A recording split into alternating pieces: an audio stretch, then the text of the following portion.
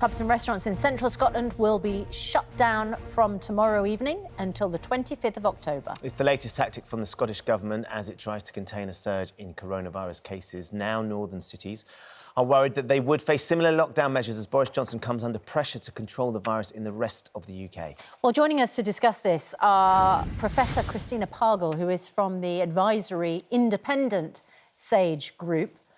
From Ayrshire is pub and restaurant owner Kenny Blair. We're also joined by the Metro Mayor of the Liverpool City region, Steve Rotherham, and of course Dr Hilary is on hand as well.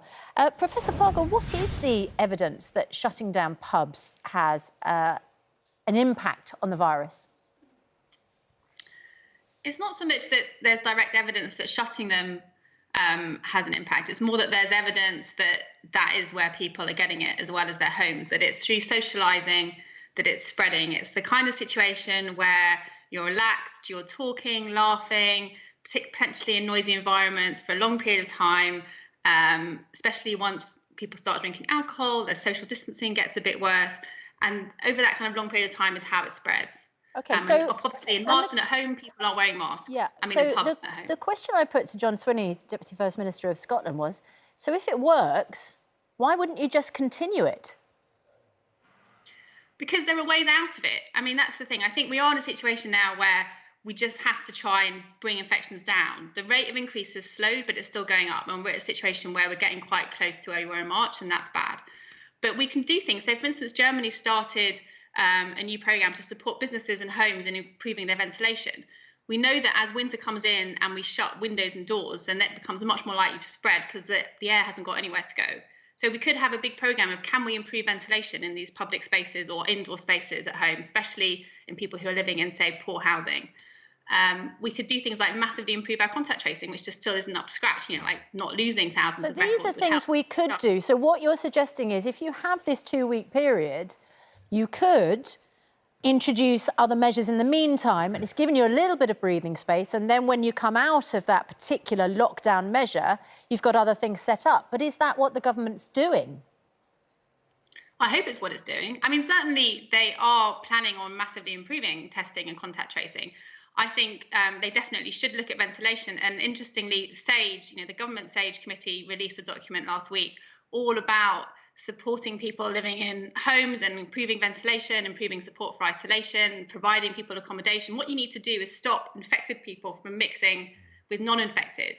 And one way is closing where people meet, so like pubs and restaurants. Well, let's talk to Kenny Blair about exactly that. Kenny, you own a pub and restaurant group, Buzzworks. You've got 12 sites across that central belt in Scotland, where, as we were talking to John Swinney, he was saying that's the area that is affected by this shutdown. What will this 2-week shutdown mean for you? And is your concern, as Susanna's pointing out, is your concern that if they do drive down the infection rate suddenly over these 2 weeks, that actually they may just extend it because clearly it's having the required effect? Yes, I mean, that is a worry. In terms of what it means to our business, it's a massive loss of revenue, over £1 million. It'll mean, you know, you can't just shut down and open up businesses without it costing, you know, a significant sum. We reckon 150,000, and not to mention the suppliers and also our staff who are very fearful. But I have to say that in our experience, we've been open since the 15th of July and we've served over 300,000 customers, and we've only had 2 confirmed cases in that time. And in both instances, the public health officials have come in and said that there has been no onward transmission in our venues, which goes to show that well-run hospitality is a safe place to socialise. We don't think we are part of the problem. We think we are part of the solution. In fact, we think that people are catching the virus probably more in houses, and what they're doing to hospitality is driving people into house parties where there's none of the measures that we have. There's no test and protect, track and trace. There's no cleaning, there's no segregation, there's no face masks when you're moving about. So, Kenny, would you rather a more bespoke offering from the Scottish Government whereby they assessed, I mean, it's one hell of an undertaking, but they assessed each business under its own sort of merits? As, I mean, if you can turn around and say you've only had 2 infections and you've served hundreds of thousands of people, that's a pretty successful, I would say that's a pretty successful adherence to the rules. Yes, we would welcome more more checks and more enforcement. We would say close the businesses that aren't complying with the rules, and let the ones that are providing safe socialising spaces keep going. Well, let's speak to Steve Rotherham, Metro Mayor of the Liverpool City region, because we understand from Monday this is likely to apply to northern cities. Is that a good idea? Is the evidence compelling enough for you to accept, or do you think that there are other measures, or perhaps that there might be disbenefits of this particular measure, as our publican suggests? Susanna, you've hit the nail on the head, and that is, what is the evidence that supports this package of measures and whether they're the right thing for a certain area, in our case, the Liverpool City region.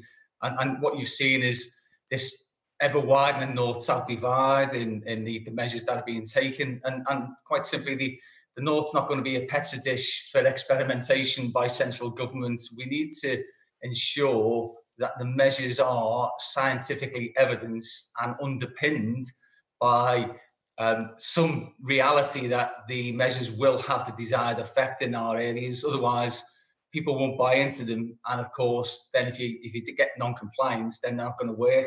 We asked government for that information and we're still waiting. What's been the reaction, Steve, from the people that you know and you meet on the street with regards to this, with regards to restrictions that they've been facing, with the idea that potentially the restaurants and pubs could end up being closed in the north? It's mixed, Ben, because everybody understands that we have to drive down, as you said, the infection rates. That they've seen exponential increases across the Liverpool City region. Some of our areas are on 500 per 100,000. So we all understand the need to do something. What we want to do is to ensure that we can cohere around a set of measures that takes people with us, because what we're saying is these are the measures and we want people to abide by them. But if they think that they're just arbitrary, they're not going to do that. So it's about trying to get the messaging right from central government, that they will work with us locally to ensure that we get the right package. And of course, we need support for our businesses. Otherwise, lots of those are going to go under and the economy is going to tank. Steve, the current rate in Liverpool has the second highest rate of infection. It's jumped from 342 to 551 cases. I presume it doesn't say here, but yeah, per 100,000 people. What do you do in order to bring that down? You could say at least they're trying something. Alcohol disinhibits people and makes people less concerned about social distancing. The alternative is to ban more mixing between households, which, has psychological effects on families, doesn't it? What would you suggest is the way? And what do you think is the explanation? Well, possibly the explanation in the Liverpool example that you've given is our large student population in Liverpool, but just down the road in Knowsley, they don't have a huge student population and the figures are comparable with Liverpool. Yes. So that's what I'm saying. We need to better understand what the trends are, what the demographic issues are, perhaps things like underlying health issues. Many areas have social deprivation. There are things about social density of housing, a whole host of different things. But if we do then get that right, then people will come with us because they will believe that all of these issues are predicated, or all the restrictions are predicated on some sort of evidence. And at the moment, as I say, it just seems that the governments are saying, well, it's your turn now. Yeah. You can't get out of these measures once they're being imposed. Let's ask Hilary. Hilary, there is frustration from lots of our viewers today. You can hear the frustration from Steve and the frustration from Kenny there, of course, who's up in Ayrshire, who's facing this imminent closure of his 13 establishments. How can the government keep them happy but also drive down the figures? And what is the evidence that this is actually going to make a difference? Well, you're not going to be able to keep everybody happy, are you? And I have every sympathy for Kenny. I know that the vitellers and the restaurateurs and the pub owners have done everything they can to keep their venues safe. That's not really the point. It's about the behaviour of people are going to those places, travelling to those places, meeting outside, and every human contact puts the transmission rate up. We've currently got 14,000 new cases every day, and with the R rate at 1.6, that means that 22,500 other people within 3 or 4 days will be infected as well at the moment. So it's an exponential rise in the number of cases. One of the big criticisms of government back in March was that they didn't act early enough to keep down the transmission rate, and then the NHS was nearly overwhelmed. And if they don't act early enough now, they will be heavily criticised again. So they can't really win. What I would say is that it's easier to control people in their households, and you have to adopt measures which are communicated well for good reasons.